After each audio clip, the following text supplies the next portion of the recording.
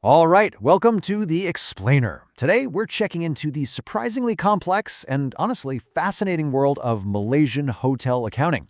And you're going to see that balancing the books for a hotel is anything but a simple stay. This quote really just nails it. A hotel isn't just one business. Think about it. It's a whole collection of businesses, rooms, restaurants, spas, event halls, all crammed under one roof. Each one has its own financial story, and that's what makes the accounting a totally unique puzzle. So, what makes this puzzle so tough to solve? Well, it all boils down to three core things that make hotels, different from just about any other business out there. And this is where you really see the perfect storm brewing for accountants. I mean, think about it. A hotel's main product, a room for the night, is completely perishable. If it's empty tonight, that potential revenue is gone. Poof, forever. At the same time, you've got money flowing in from everywhere, the bar, the gift shop, you name it. And holding all this together are these huge, unchanging costs, like the building and staff salaries, that you have to pay whether you're full or empty. That combo is what makes it so tricky. Okay, so let's tackle that first puzzle, revenue. Let's say you book a weekend getaway package. How does the hotel even begin to account for that one payment? It might cover your room, a couple of breakfasts, and maybe a massage. It's way more complicated than just saying, great, we made some money. So how do they solve this? Well, there's a master rulebook called Malaysian Financial Reporting Standard 15, or MFFRS 15. And what this rule basically says is, whoa, hold on. You can't just count all that money at once. You have to slice up that total bill and only recognize the cash for each service after you've actually delivered it. And here's how it works. It's actually a pretty neat 5-step model. First, you've got the contract. That's your booking. Then you identify every distinct promise the hotel made to you. The room, the breakfast, the spa. Accountants have a fancy term for this, performance obligations. Then you have to figure out how much of your total bill applies to each of those promises. Only then, as you use each service, can the hotel actually count it as revenue. So what about that deposit you paid months ago to lock in your room? That money doesn't count as revenue yet. Nope. It actually sits on the hotel's balance sheet as a contract liability, which is kind of like an IOU from the hotel to you. It's a promise they have to fulfill before they can claim the cash. And that's why timing is absolutely everything here. So your room revenue, that gets earned little by little over the course of your stay. But the money from that fancy dinner you had, bam, that's recognized the second they bring it to your table.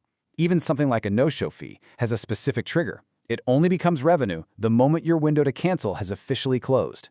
Every service has its own clock. Okay, on to the next puzzle piece, profitability. With so many things going on and those massive fixed costs, how does a manager really know what's working? I mean, is that fine dining restaurant a cash cow, or is it actually losing money, with the high room rates just covering the losses? The whole trick is to split up the costs. On one hand, you've got the costs you can pin directly on a department. The food and the chef's salary, that's all restaurant. But on the other hand, you've got these big central costs, like the hotel general manager's salary. That person supports everything, so their cost has to be spread around. Getting that right is crucial. And all of this leads to what is honestly the hero metric in the hotel world, gross operating profit, or GOP. Basically, it tells you how much money the hotel is really making from its day-to-day business, before you start worrying about the big stuff like rent, property taxes, or corporate fees. For any hotel manager, GOP is king. Okay, but it's not all about the day-to-day grind. For our last puzzle piece, let's zoom out. We have to think about this massive, expensive building itself and then navigate a whole maze of rules and regulations. Think about it. A hotel is this huge, capital-intensive asset, and it's super sensitive to things like a bad economy or, a global pandemic when suddenly nobody's traveling. This makes a hotel a really risky asset, and the accounting rules have to reflect that to make sure the books tell the true story. So, there are two really important rules that help deal with this risk. One is MFSR 136, which basically forces a hotel to look in the mirror during tough times and ask, hey, with occupancy this low, is our building really worth what we say it is? Then there's MFSR 16, which makes sure that if a hotel is just leasing its building, that huge rental agreement doesn't stay hidden. It has to be right there on the balance sheet, clear as day. And it's not just about the accounting rules. Hotels are juggling regulations from a whole bunch of different agencies. You've got the Ministry of Tourism, Arts and Culture for licenses, the Inland Revenue Board for taxes, and the Customs Department for things like sales and service tax. It's a real compliance headache. All right, so we've put all the pieces of this puzzle together. What's the big takeaway here? What does this all mean? Look, the bottom line is this. All these complicated rules we've talked about, they're not there just to make life difficult. Every single one is a smart solution, specifically designed to give a true and fair picture of how this incredibly complex business is actually doing. So the next time you click book on a hotel package, just remember, behind that one single price tag, there's this whole sophisticated financial story playing out.